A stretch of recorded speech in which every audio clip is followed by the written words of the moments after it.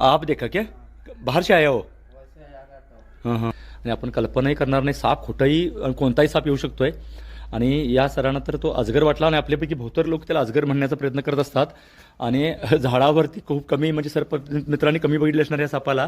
तुम्ही बघू शकता हा घोणस आणि झाडावरती कशा प्रकारे चढलाय बघू शकता. मी दाखवू शकता कशा प्रकारे हा इथं हळूहळू करतोय.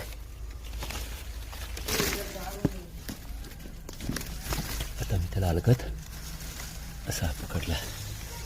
परिसर बघू शकता. आणि घोणा जरी रात्री फिरणार असला तरी दिवसा येऊ शकतो. कोणत्याही ठिकाणी साप येऊ शकतात. तुम्ही यांना नजारा बघत असाल. आपला हात पाय लागून ही काळजी आपण घ्यायला पाहिजेत. पण स्वतःहून ते काय करत नाही. जसा झाडावरून खाली उतरला तुम्ही बघितला. साधारण 2.5-3 वर्ष वयाचा हा घोणा जातीचा साप आहे. आणि झाडी झुडूप ज्या आहेत तिथं हा साप असू शकतोय. नानावाडी परिसरात मी आहे मित्रांनो. आणि गोल गोल टिपके असले तर सरांना तो अजगर वाटला. फोन त्यांना मी घोणच म्हणून सांगितला. आणि तुम्हीही ह्याला अजगर म्हणण्याची चूक करू नका. अजगर हा पूर्ण बिनविषारी साप आहे.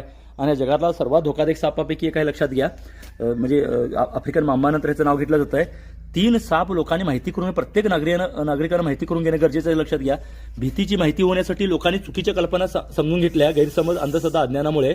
पण खरे मात्र आपल्याजवळ जे 2-3 साप आम्ही समजून घेत नाही. आणि अक्षरशः शेतकऱ्यांनाही माहिती नाही. लक्षात घ्या. त्यासाठी सापांची माहिती असणं खरी माहिती पोचणं जास्त गरजेचं आहे.